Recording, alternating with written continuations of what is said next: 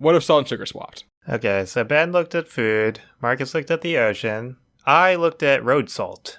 So that's salt for treating like ice and stuff on the roads. So all the road salt that we use would turn to sugar, and it turns out that sugar also helps melt ice. So the reason the ice melts is because the salt lowers the freezing point of the water.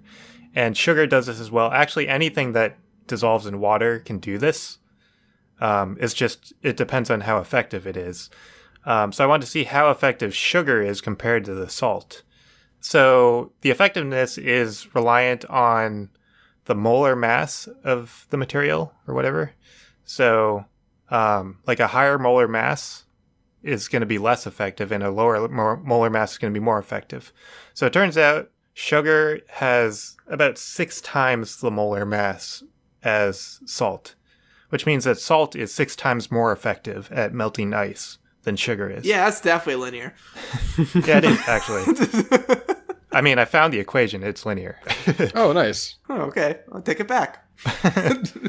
So I wanted to see, would we have enough sugar to treat the roads? Because we don't have road salt anymore. We have road sugar.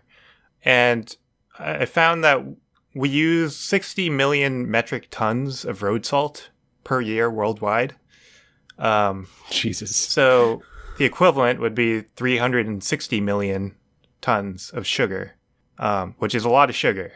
So I wanted to see, do we make enough sugar, or are we going to have enough like sources of sugar? So our main sources of salt right now are salt mines and salt water from the ocean. Those aren't going to be salt mines and salt water anymore. It's going to be sugar mines and sugar water. And from those, we're going to get 259 million tons of sugar per year. So we don't have enough sugar really to treat the roads, but we do still have salt from the sugar sources that we used to have. So sugar beet and sugar cane is now salt beet and salt cane. Salt beet. Salt beet is really a good funny. band name. Salt beet.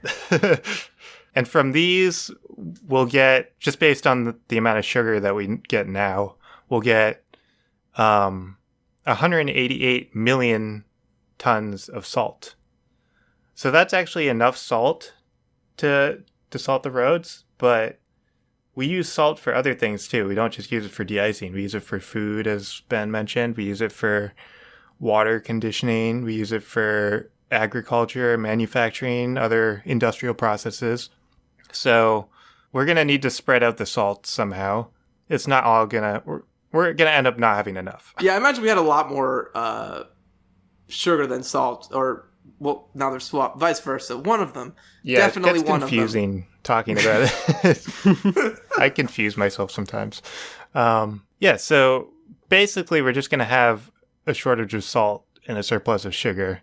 I don't know. You could like mix them, because we're going to have a lot of sugar, and sugar still helps towards the roads, right? Mm-hmm. Yeah. So you could have some sort of combination. I didn't actually work out the combination that would work, but... I'm sure you could add other things too. You could just make a nice little cocktail of I think various like particles. Sawdust works too, I think. Mm. I saw that like coffee works. What? I don't know. Yeah. There's like a website that listed a bunch of random things. I've heard about iced coffee. I actually read an article in my research looking at the road problem, where there's actually in... Oh, fuck. I didn't write it down. Switzerland, I think it was, where they had proposed actually swapping their real-life salt trucks with sugar trucks because of the negative impact throwing all that salt had on like the nearby plant life and environment. And they're like, sugar's great. It helps the trees or whatever, but salt, like, damages them. Yeah, I think I came across that article too, actually, in my research. I mean, it was the first Google result, so...